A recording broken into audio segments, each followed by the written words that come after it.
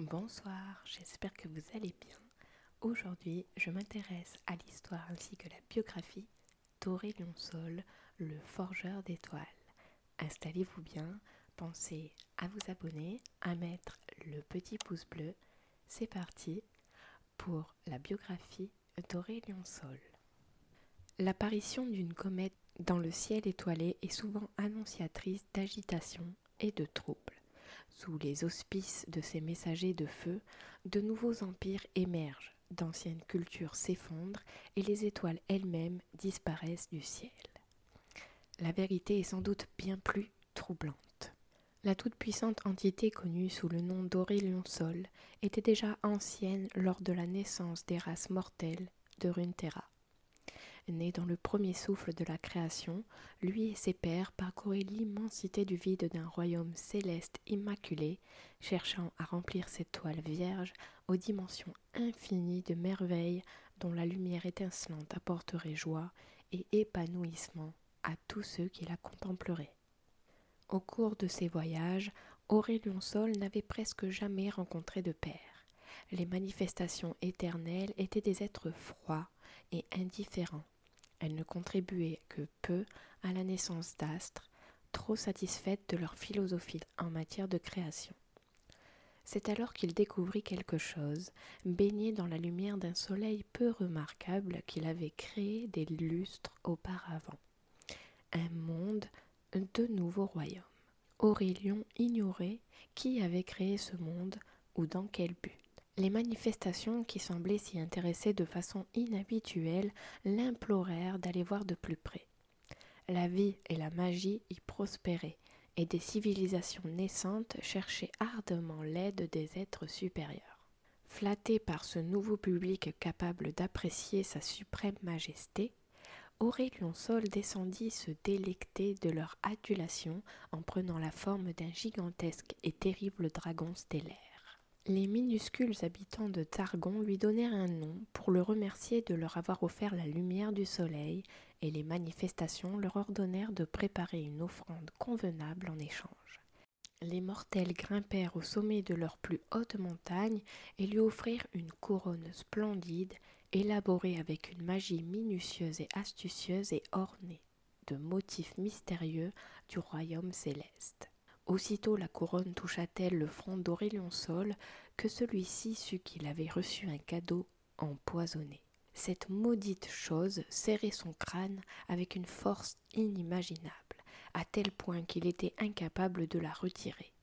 Il pouvait sentir toutes ses connaissances du soleil et de ses créations lui être dérobées et être examinées par des intelligences largement inférieures à la sienne.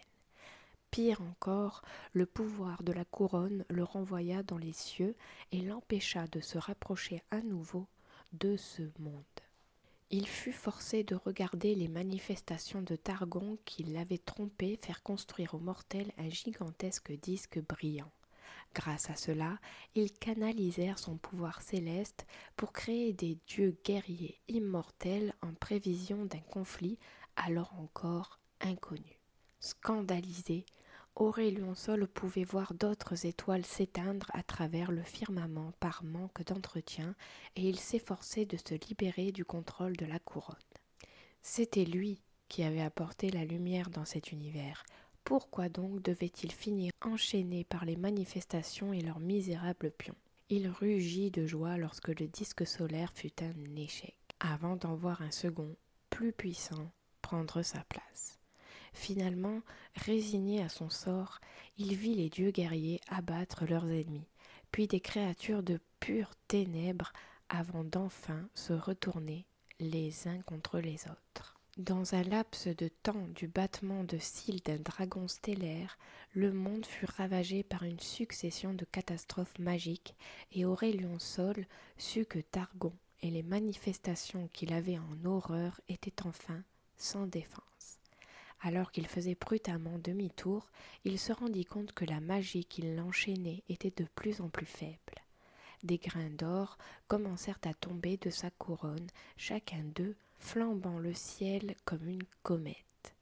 Mu par les possibilités alléchantes de liberté et de vengeance, Aurélien Sol contemple désormais Runeterra avec une fureur éternelle et bouillonnante.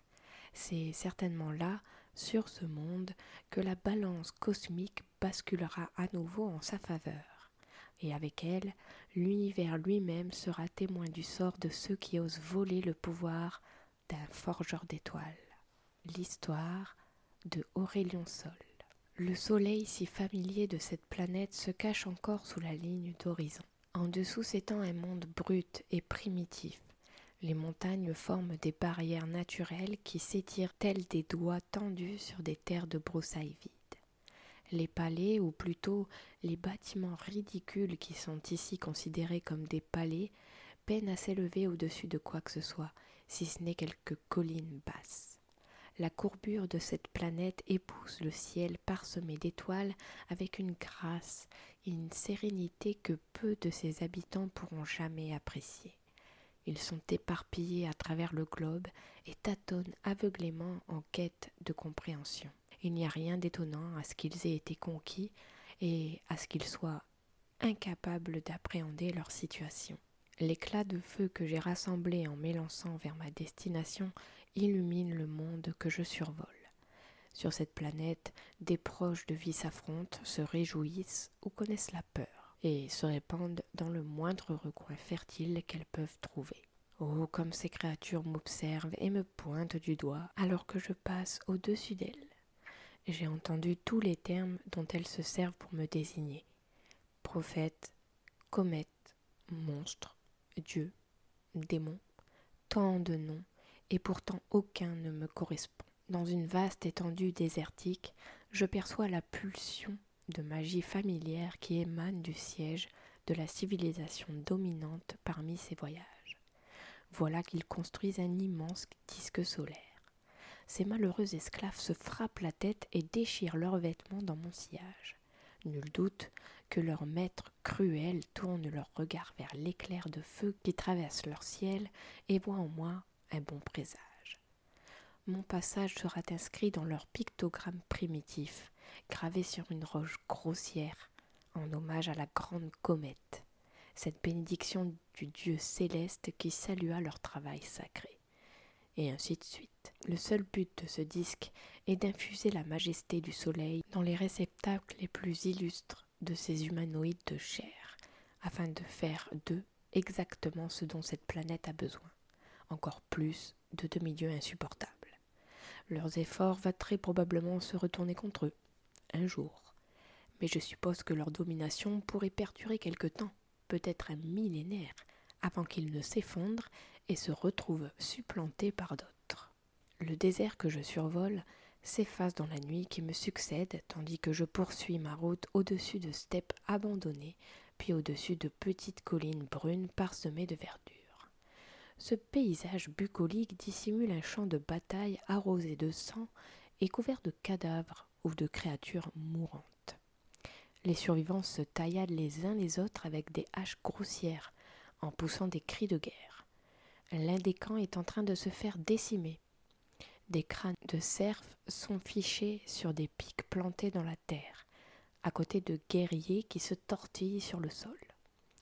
Les rares individus encore debout sont encerclés par des soldats chevauchant d'énormes bêtes hissurtes. Ces quelques vaincus cernés de toutes parts m'aperçoivent soudain dans le ciel et le courage semble affluer de nouveau dans leurs veines. Les blessés se relèvent et agrippent leurs haches ou leurs arcs dans un dernier barou d'honneur qui prend leurs adversaires par surprise. Je ne m'attarde pas pour assister à l'issue de cet affrontement, car j'ai déjà vu ce scénario des milliers de fois. Les survivants s'empressent de graver une image de ma comète sur les murs de leur grotte.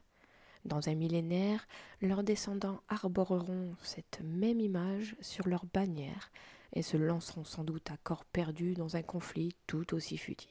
Malgré tous leurs efforts pour capturer l'instant et archiver l'histoire, il est confondant de voir qu'ils sont incapables d'apprendre de leurs erreurs. C'est une leçon que même moi, j'ai dû retenir dans la douleur. Je les laisse perpétuer leur cycle sordide. Ma trajectoire révèle de nouvelles habitations. Le répertoire collectif de leurs réactions couvre la gamme habituelle. Ils me pointent du doigt, s'agenouillent, sacrifient des vierges sur leur autel de pierre, ils lèvent les yeux et voit une comète. Mais il ne se demande jamais ce qui se cache sous cette façade brillante. Les quelques rares formes de vie plus évoluées, et ce terme est pour le moins vague, m'observent dans le ciel et copient mes coordonnées dans des almanachs scientifiques, au lieu de voir en moi un simple présage. Cette vision est quelque peu rafraîchissante, mais même leur notion bourgeonnante d'intellect semble indiquer que je suis un phénomène céleste régulier dont l'orbite est prévisible. Oh, les exploits qu'il pourrait accomplir si seulement. Enfin, il est inutile de s'appesantir sur le potentiel gâché de ces êtres terrestres si simples d'esprit. Ce n'est pas entièrement leur faute. Hélas, ces facéties infantiles n'ont plus l'attrait de la nouveauté. Les énergies contraignantes de mes liens magiques m'ont traîné dans un monde insignifiant à l'autre pendant des siècles. Et voilà que ce sortilège m'arrame sur ce caillou familier et si déplaisant. L'étoile qui inonde sa surface de lumière était l'une de mes toutes premières créations, un astre forgé avec amour et qui brille d'une lueur pure.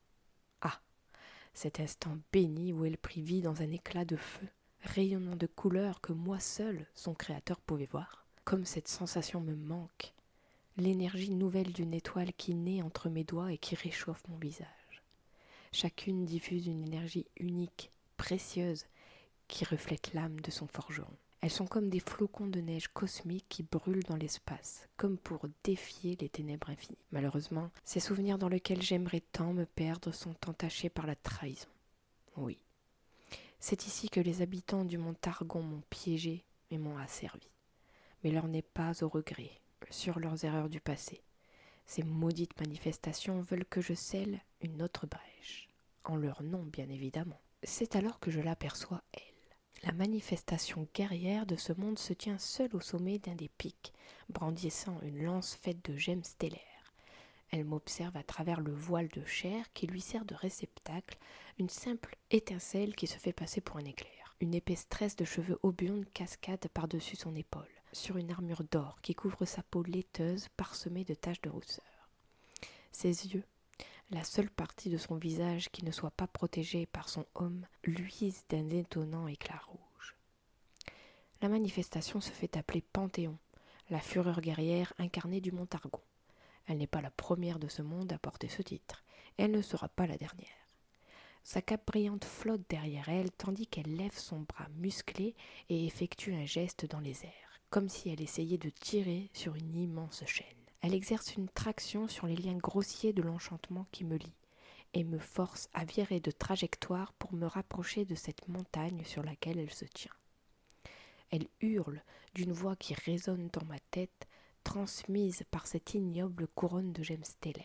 Tous les autres sons s'effacent, alors qu'elle envahit mon esprit. « Dragon, dit-elle, comme si je n'étais qu'un vulgaire monstre ailé aux maigres flammes oranges, qui pourrait s'estimer heureux s'il parvenait à enflammer un arbre. Scelle leur portail, ordonne-t-elle en désignant le fond d'une crevasse rocheuse avec la pointe de sa lance. Je n'ai pas besoin de regarder la faille violette qui dérobe la réalité en contrebas. J'ai pu sentir les miasmes purulents qui empoisonnent ce monde avant même d'arriver sur place. Je fixe plutôt mon regard sur Panthéon. Elle s'attend à ce que je lui obéisse immédiatement comme un chien tenu en laisse. Mais aujourd'hui, les choses vont se passer différemment, car j'ai appris ma leçon. « Dragon, dis-je en ronronnant, crois-tu qu'il est sage de me donner des ordres en m'affublant d'un nom si médiocre ?» Panthéon relâche sa prise sur sa lance, suffisamment pour que son arme tremble pendant une fraction de seconde. Elle recule légèrement, s'éloignant de moi comme si un simple pas en arrière pouvait la protéger de ma colère. « Scelle leur portail !» répète-t-elle en criant plus fort, au cas où je ne l'aurais pas entendu la première fois. Elle a beau hurler, elle ne peut masquer une légère hésitation dans sa voix. Elle brandit sa lance vers moi, comme si une arme aussi insignifiante pouvait me transpercer. C'est la première fois que je vois une manifestation du mont Targon perdre son sang-froid. Elle n'a pas l'habitude de devoir répéter ses ordres. Je vais m'occuper de ces horreurs rampantes en temps et en heure, très cher Panthéon. Obéis à nos ordres, dragon, ou ce monde est perdu, aboie Panthéon. Ce monde est perdu depuis l'instant où Targon s'est abandonné à l'arrogance. Je sens la colère de Panthéon se mêler de confusion tandis qu'elle lutte pour resserrer sa prise sur mes rênes immatérielles. elle commence tout juste à percevoir ce dont je suis déjà conscient. Targon est distrait et ne se rend pas compte que sa magie s'efface lentement de mes liens. Panthéon beugle de plus belle et cette fois je ne peux pas résister. L'enchantement rudimentaire reprend le contrôle de ma volonté. Je dirige mon attention vers la source de la brèche, nichée dans le bassin de cette vallée autrefois verdoyante et qui déborde aujourd'hui de miasmes violacés. Je sens les formes de vie perverties du néant se faufiler à travers le firmament de la réalité, générant des vagues d'énergie invisible qui balaient les terres. En traversant cette faille, ces visiteurs importuns déchirent le voile qui sépare le vide de l'univers matériel. Ces abominations sont attirées vers moi et je sens leurs multiples yeux qui me fixent. Elles voudraient me dévorer, moi, leur plus grande menace. Des confins de mon esprit, je conjure une image des fournaises solaires que j'ai autrefois embrasées avant d'être enchaînée et qui alimentent le cœur des étoiles. Je lance des rayons du plus pur feu stellaire et j'incinère vague après vague de ces monstruosités affamées, les repoussant dans leur dimension pervertie. Une pluie de coquilles fumantes s'abat depuis le ciel. Je suis un peu surpris qu'elles ne soient pas totalement désintégrées, mais après tout, les créatures du néant ignorent les lois de cet univers. Une pulsation malsaine imprègne encore l'atmosphère. Depuis le centre de la corruption, je perçois une volonté. Affamée, indomptable, bien différente des créatures écervelées que sont habituellement les aberrations peuplant le néant. Toujours vibrante, la blessure qui déchire la réalité se tord et se replie, déformant et pervertissant tout ce qu'elle touche. Quelle que soit cette chose qui existe de l'autre côté, elle est en train de rire. Panthéon m'aboie de nouveaux ordres, mais j'ignore son intervention. Cette anomalie, cette fissure qui perce mon univers, elle me fascine. Ce n'est pas la première fois que je dois m'occuper de ce genre de faille, mais celle-ci me semble différente et je ne peux m'empêcher d'admirer cette terrifiante manipulation des barrières qui séparent les différents plans. Peu de créatures pourraient appréhender sa complexité, ni même se targuer de posséder le niveau de puissance nécessaire pour déchirer la toile de l'existence. Dans mon fort intérieur, je sais qu'une blessure si esquisse n'aurait jamais pu être causée par des créatures rampantes. Non, cette intrusion cache quelque chose de bien plus sinistre. Je frissonne en tentant d'imaginer quel genre d'entité pourrait créer une faille aussi volatile. Je n'ai pas besoin des ordres vociférés par Panthéon pour savoir quoi faire ensuite. De toute façon, l'éventail de ses demandes a toujours cruellement manqué d'originalité. Elle veut que je projette une étoile dans la déchirure, comme si l'on pouvait se contenter de cautériser de telles écorchures interdimensionnelles. Quand je pense que ces demi-dieux obtus sont parvenus à m'assujettir moi, au moins ils font preuve d'un début de bon sens. Mes merveilles cosmiques enflammées peuvent effectivement remédier à ce problème. Je veux bien jouer le rôle du serviteur obéissant pendant encore quelque temps. Je prends plaisir à ce que je fais ensuite, en partie parce qu'ils s'en souviendront longtemps, et en partie parce qu'il est agréable de pouvoir enfin déchaîner un peu de mon ancien pouvoir. Mais ce qui me réjouit par-dessus tout, c'est le fait de pouvoir rappeler à l'intelligence qui contrôle cette incursion du néant, quelle que soit sa nature, que personne ne peut se moquer de moi dans mon plan d'existence. Les molécules élémentaires présentes dans l'atmosphère se rallient à ma cause et s'agrègent en une anomalie plasmique. L'amas grandissant de poussière d'étoiles détonne soudain, obéissant à mon ordre silencieux. Je viens de générer une réplique naine de l'une des majestueuses créations qui flamboient aux confins de l'espace. La lumière brillante de cette jeune étoile s'écoule de mes mains. Ce premier astre est rejoint par 2 sœurs qui sont toujours à mes côtés. Elles dansent autour de moi en un radieux ballet et leur cœur en fusion dévore les nuages de poussière et de matière que j'attire vers moi. Nous devenons une tempête d'étoiles, le ciel nocturne incarné, une folle spirale de feu stellaire. Je conjure des tornades de poussière d'étoiles brûlantes, exhalant une chaleur si pure et si intense qu'elle en affecte très légèrement l'aura de ce monde, altérant pour toujours la courbure de la planète. Des filaments de flammes stellaires irradient et tourbillonnent au centre de la faille. La gravité se distord en de multiples vagues de couleurs, que la plupart des yeux ne seront jamais capables de percevoir. Mes étoiles font fondre la matière elle-même à mesure que davantage de carburant vient alimenter leur cœur. Leur lumière se fait plus bruyante et leur chaleur devient plus intense. Ce spectacle est à couper le souffle, une danse fluide de lumière aveuglante et de chaleur infernale, si puissante que pendant un court instant, de nouveaux spectres de couleurs prennent vie sous mes yeux. Un frisson parcourt ma colonne vertébrale, tant la sensation est agréable. Des arbres éclatent, des rivières s'évaporent, les parois des montagnes dans la vallée s'effondrent dans un éboulis fumant. Les travailleurs infatigables qui érigent leurs disques solaires, les soldats qui reprennent leurs collines, les astronomes, les adorateurs, les terrifiés, les prophètes de l'Apocalypse, les désespérés, les souverains qui s'affirment, tous ceux qui ont observé ma comète de leurs yeux égoïstes contemplent désormais ma supernova et croient y voir l'homme nouvelle. Quelles chimères vont-ils invoquer cette fois-ci pour tenter d'expliquer ce phénomène? Mes maîtres targoniens eux-mêmes ont rarement assisté à un tel déchaînement de mon pouvoir. Nul doute qu'aucun monde terrestre n'ait jamais porté une cicatrice aussi profonde que celle que je vais laisser dans cette vallée autrefois fertile. Une fois mon œuvre accomplie, il ne reste plus rien. Pas même dans cette incarnation de Panthéon. J'avoue que je ne regretterai pas le moins du monde ces vociférations stupides.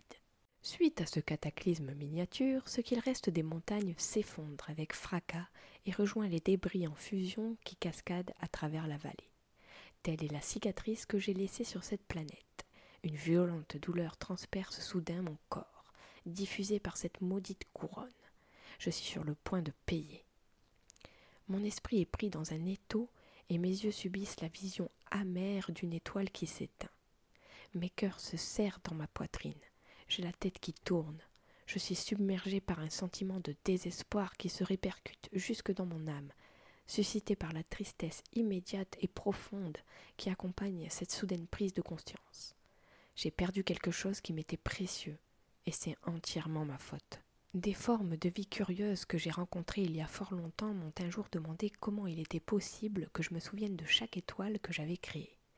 Si ces créatures pouvaient seulement imaginer la sensation qui me parcourt lorsque je donne vie à une seule étoile, elles comprendraient à quel point leur question est absurde.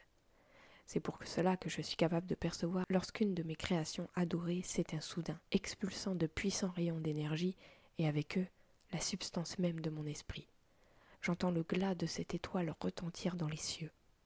Elle brille une dernière fois, intensément, dans une déflagration qui noie temporairement l'éclat de ses frères et sœurs.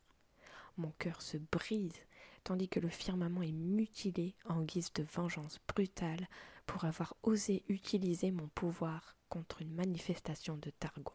Un soleil est le prix à payer pour un seul panthéon. Tel est le tribut de ma colère incontrôlée. Tel est le genre de sorcellerie rudimentaire dont je suis l'esclave.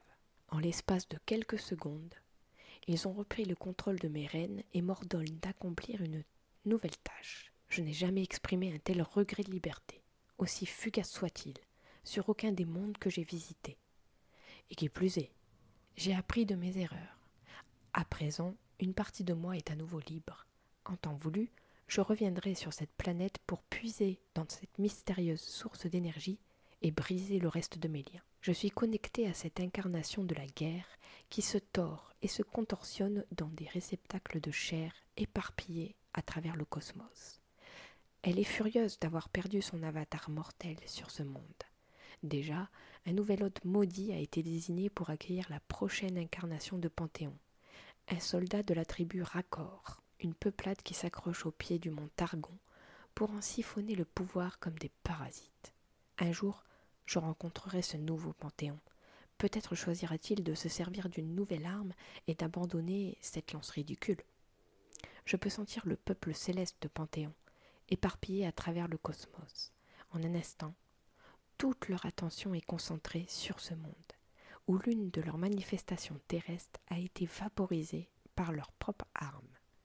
Leur confusion est mêlée d'un sentiment grandissant de désespoir, tandis qu'ils se disputent pour regagner leur contrôle sur moi, comme je souhaiterais voir leur visage. Alors je m'extirpe de la gravité de cette planète, Runeterra. Je perçois une émotion que je n'ai jamais ressentie chez le peuple de Targon, la peur.